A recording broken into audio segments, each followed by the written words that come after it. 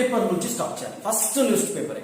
ఈ news paper current affairs ప్రాధాన్యత ఏంటంటే ఫస్ట్ పేపర్ లో వస్తాయి, సెకండ్ పేపర్ లో వస్తాయి, థర్డ్ పేపర్ లో వస్తాయి, ఫోర్త్ పేపర్ లో ఎక్కడి నుంచి అయినా న్యూస్ పేపర్ అండ్ మ్యాగజైన్ నుంచి క్వశ్చన్ అడిగే అవకాశం ఉంది.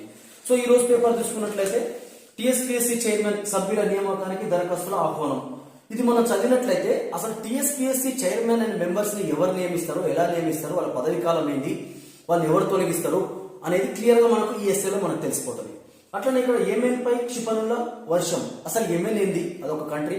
ఆ తర్వాత ఆ కంట్రీ మీద ఎవరు మిజైల్ దాడి చేసారు, యెమెన్ రాజధాని ఏంది, తర్వాత ఆపోజిట్ కంట్రీ ఏంది, ఇక్కడ హౌతీలే లక్ష్యంగా విరుచుకుపడ్డ అమెరికా బ్రిటన్. అంటే యెమెన్ పైన అమెరికా బ్రిటన్ కలిసి హౌతీ అనే ఒక సంస్థ, ఉగ్రవాద సంస్థ మీద దాడి చేసింది. సో ఈ ఎస్ఏ నేషనల్ ఇంటర్నేషనల్ ఎస్ఏలు చదువుతూ దాంట్లో ఉన్న పాయింట్స్ నోట్ చేసుకుంటూ ఆ తర్వాత వీలైతే ఇక్కడ